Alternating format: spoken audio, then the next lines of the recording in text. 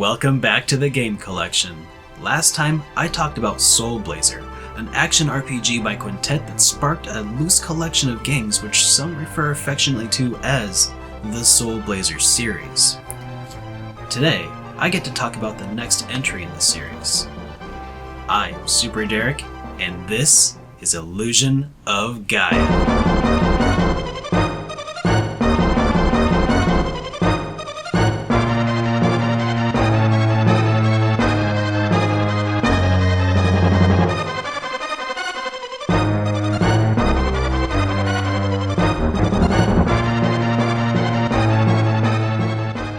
Illusion of Gaia is another action RPG by Quintet, which was released in Europe under the name Illusion of Time. Development began immediately following ActRaiser 2 and was localized by Nintendo to the United States in 1994. The game was built from the ground up, featuring large sprites, combos, 3 playable characters, special charged moves, and more. In fact, at first glance, you'd probably wonder how anyone would consider this to be in the same series as Soul Blazer, which is a pretty valid question. Illusion of Gaia was developed under the title Soul Blazer: Illusion of Gaia, but the Soul Blazer series is actually more of a loose collection based on recurring themes such as reviving a dying world, getting tangled up in a battle between good and evil gods, and recurring locations and characters. Lastly, all of the games were developed by more or less the same team. In Illusion of Gaia, you play as a teenaged boy named Will, whose father went missing while they were out exploring the Tower of Babel together. Will lost his memories of the trip, but decides to set off on a journey to find his father and, of course, save the world in the process. This journey takes you to several real-world locations, including Aztec ruins, the Great Wall, and the Pyramids of Egypt.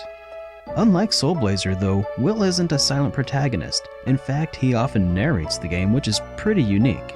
Even so, he still suffers a bit from not really having much of a voice or personality of his own. As with Soul Blazer, this puts the focus of the game pretty much on the supporting cast, including several of Will's friends that accompany him on his travels.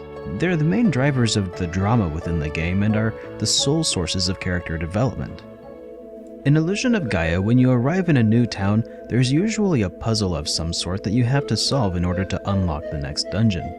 Dungeons follow the typical Zelda formula where within a dungeon you're presented with obstacles which can only be overcome using items or skills acquired within that dungeon.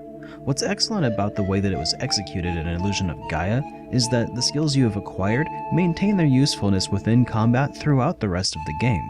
Speaking of which, combat in Illusion of Gaia is worlds apart from Soul Blazer.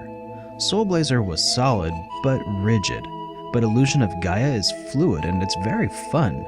The game introduces dashing, dash attacks, charged attacks, and jump attacks.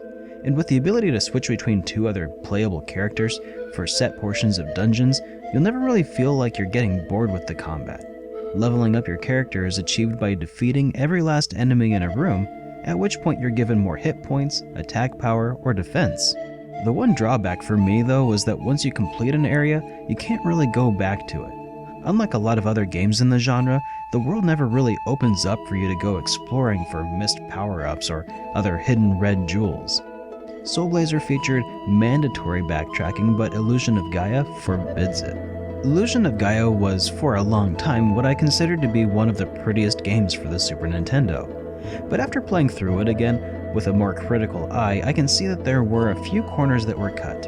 Almost none of the backgrounds featured parallax scrolling, so you're missing that nice depth of field that you had even back in some parts of Soul Blazer. But that's really just a nitpick though. As you can see, the game sprites are nice, big and detailed, and well animated too. Also, the towns and the dungeons are nice and varied too. As a matter of fact, I don't think that there were many, if any, assets that were reused between towns or dungeons. The music of Illusion of Gaia feels big and booming. Exploring the dungeons and landmarks feels big and dangerous because of the great soundtrack, and the touching moments within Illusion of Gaia are all that much more memorable because the music was there to back it up. Thanks to the help of some great marketing by Nintendo of America and Nintendo Power, Illusion of Gaia would go on to sell 300,000 copies in the United States alone, more than quadrupling the sales of its predecessor. The game shipped with a thick instruction booklet which is essentially a complete walkthrough of the game. Due to this massive success, Illusion of Gaia is a much more common game than Soul Blazer, and by extension is a lot cheaper. As a matter of fact, right now the game costs less than even Breath of Fire, a jaw-dropping $18. Illusion of Gaia was a huge step forward for Quintet, who was really beginning to master their craft on the Super Nintendo. But before the end of the Super Nintendo's lifespan, Quintet managed to really rock one out of the park and outdo themselves yet again. But we'll talk about that next time on the Game Collection.